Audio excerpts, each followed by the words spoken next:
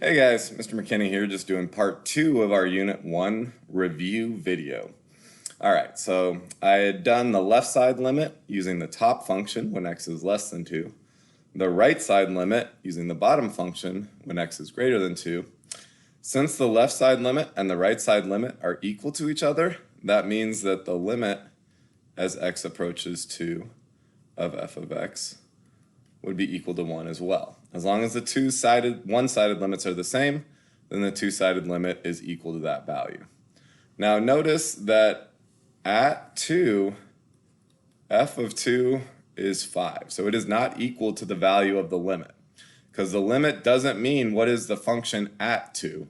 The limit means what is the function when I get really close to 2, and it's at 1, or it's approaching 1. Well, as x approaches 2, the limit is 1. All right, so does the limit exist as x approaches c? If I have a piecewise function, the way I'm going to answer this question is just check to see if the limit coming from the left and the limit coming from the right are the same. So let's look at the limit as x approaches 3 from the left. Keep in mind that from the left, we should be looking at less than.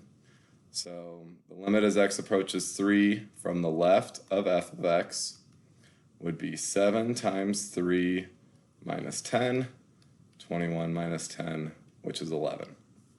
The limit as x approaches 3 from the right of f of x, I'm going to use this top function. So 3 squared plus 1. 9 plus 1, which is 10. So does the limit exist as x approaches c? No. The left-sided limit is 11, the right-sided limit is 10, but since those are not equal to each other, the limit does not exist. The function exists, f of 3, I would just plug in 3 here, and I'd get 11, but the limit does not, because coming from the left side and coming from the right side, we are approaching different values.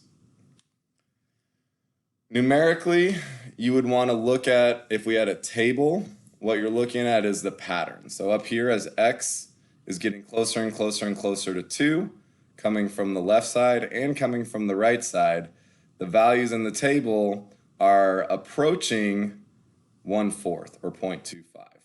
So the limit does exist. Even though the function is not defined there, the limit does exist, and it would be 1/4.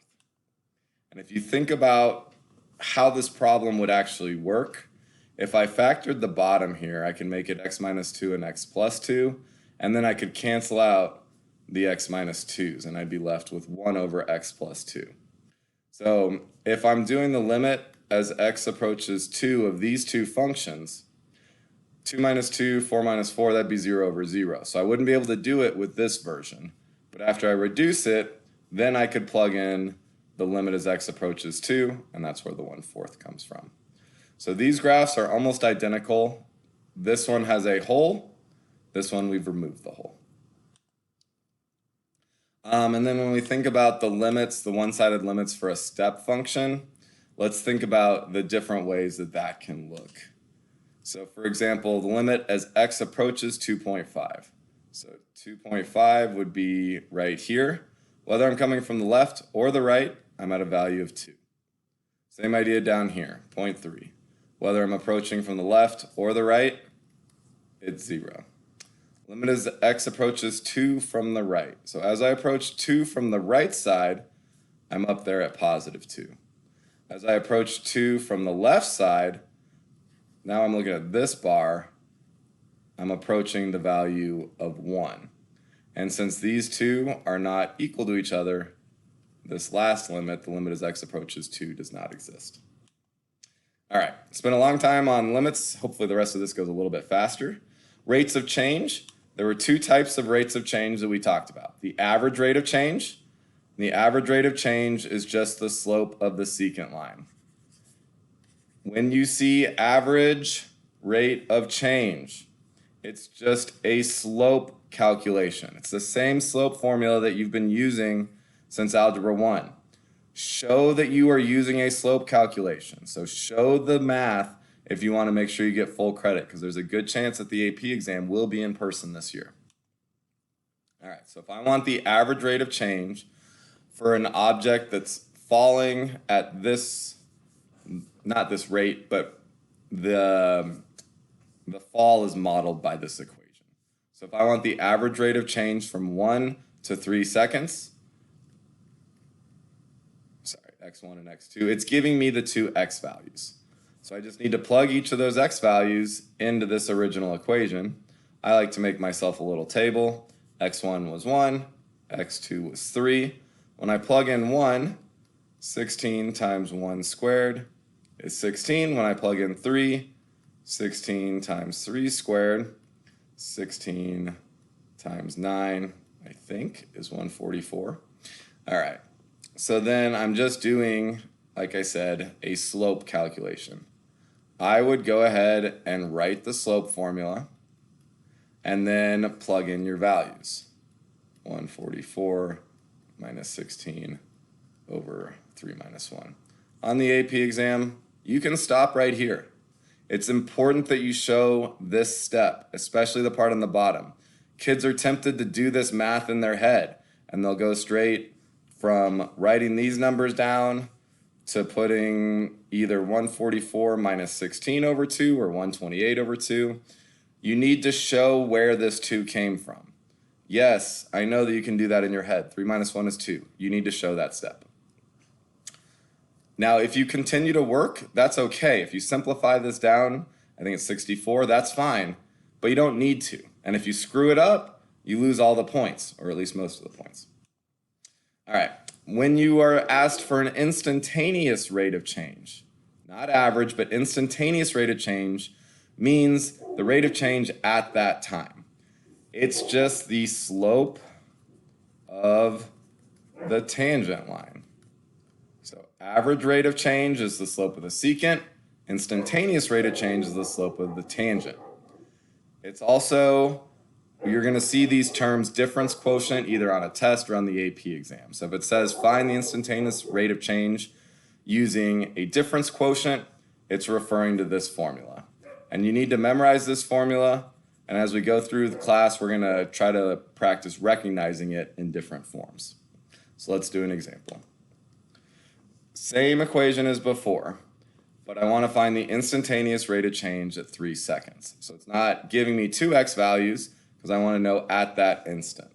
So if we think about this problem, it's a parabola. The first one, I wanted the average rate of change between 2 points. The instantaneous rate of change, now I'm looking at the tangent line. So I'm trying to find the slope of this tangent line, but I only have 1 point. And so the way we're going to do it is we're going to use this formula, which basically says we're going to have 2 points, and the distance between them on the x-axis is h. And we're going to shrink that distance to 0. So for this problem, we would say the limit as h approaches 0. I would always start by writing the formula that you're going to be working with. A lot of times you can get some credit just for showing that you're using the correct formula. So in this problem, f of x would be 16x squared. F of x plus h would be 16 times x plus h squared.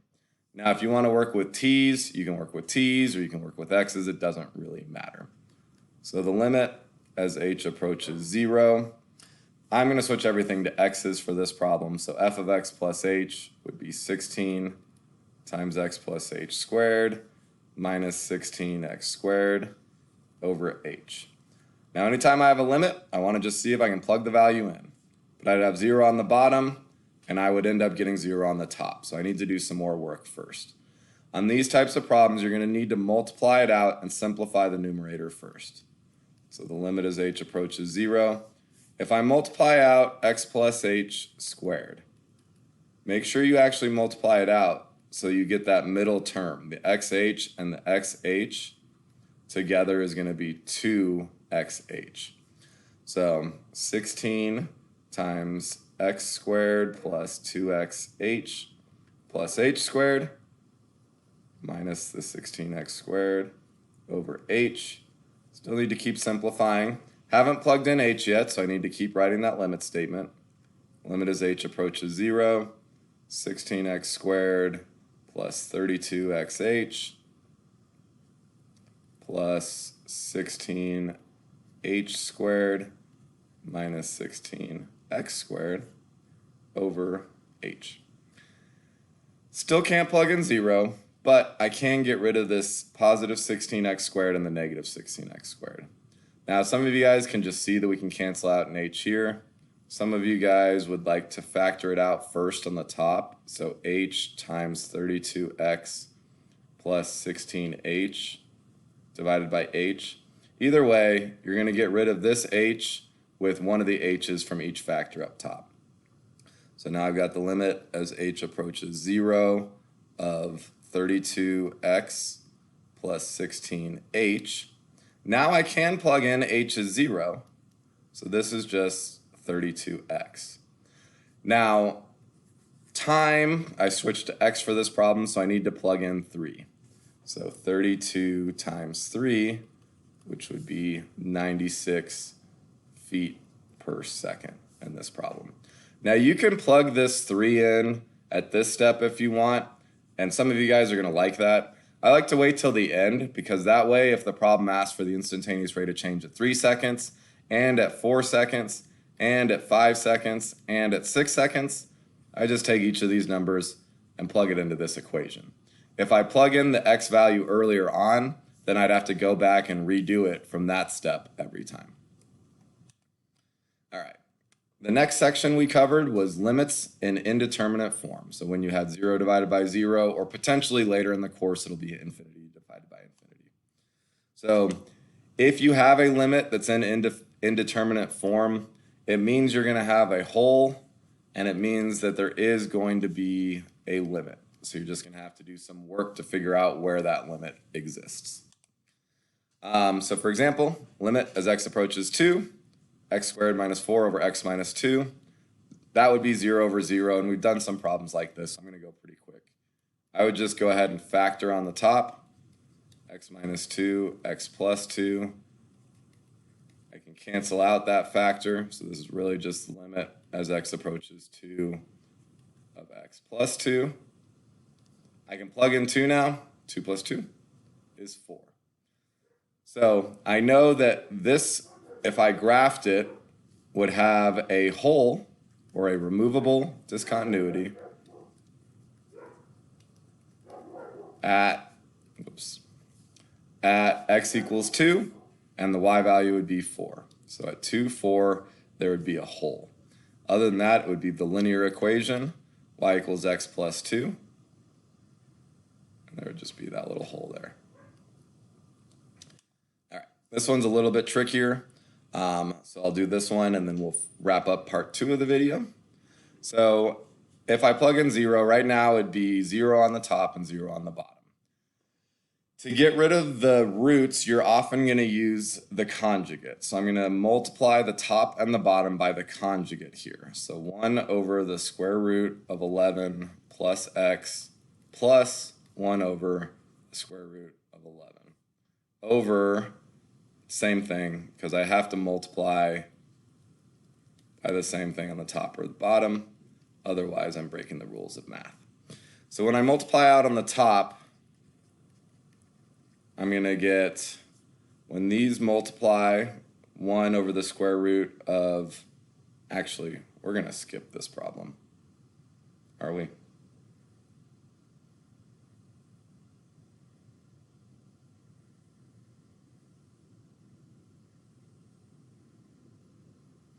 Let me think for a second.